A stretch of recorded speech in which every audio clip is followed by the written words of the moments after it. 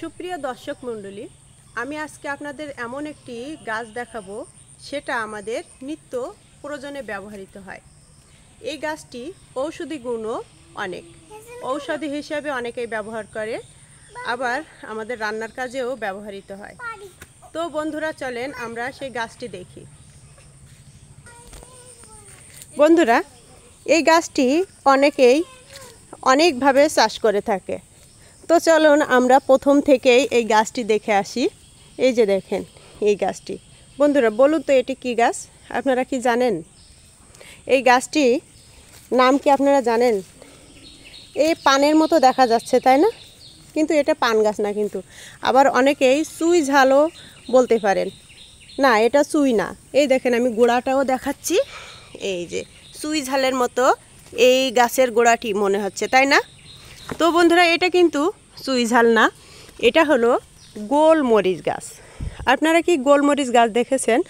যদি দেখে থাকেন কমেন্ট বক্সে অবশ্যই জানিয়ে যাবেন।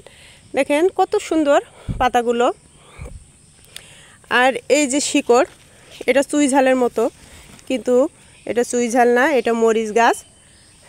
এর মরিচ এখনও বাইর হয় নাই। এর মরিচ বাইর হলে আমি আবারও আপনাদের ভিডিওতে দেখাবো। তো বন্ধুরা, এই মরিচ কিন্তু অনেক উপকারী।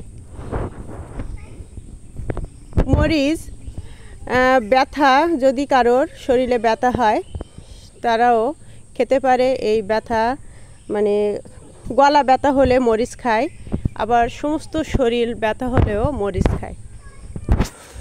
তো আরেকটু দেখাই। এই যে দেখেন মরিচ, দেখছেন বন্ধুরা? দেখছেন তো? দেখতে পাচ্ছেন আপনারা? আমি দেখানোর চেষ্টা করছি। এই যে দেখেন, এই মাত্র মানে কি বলবো, মরিচের ফুল আসা শুরু করছে। এই ফুল থেকে কিন্তু মরিচ হবে, বেশ কিছু হয়েছে। এই যে এই যে এই যে এই যে দেখেন, দেখছেন? দেখি আরও এই যে ছোট্ট ছোট্ট এখানেও কিছু হয়েছে।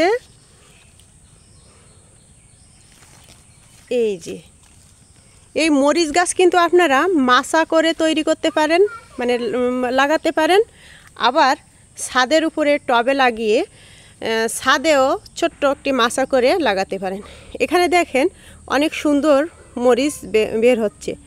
এই যে কত সুন্দর, তাই না? এর ভিতরে সব কিন্তু মরিচ গেঁথে গেঁথে আছে। যখন বড় হবে তখন আমি আবারও আপনাদের দেখাবো। সুন্দর একটি মরিচ গাছ।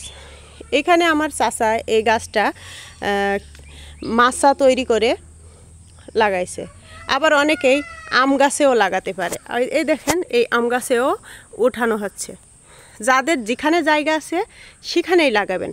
এই মরিচ গাছের গুণাগুণ কিন্তু অনেক। তো সবাইকে বলবো সুন্দর করে বাসায় মরিচ গাছ লাগাবেন।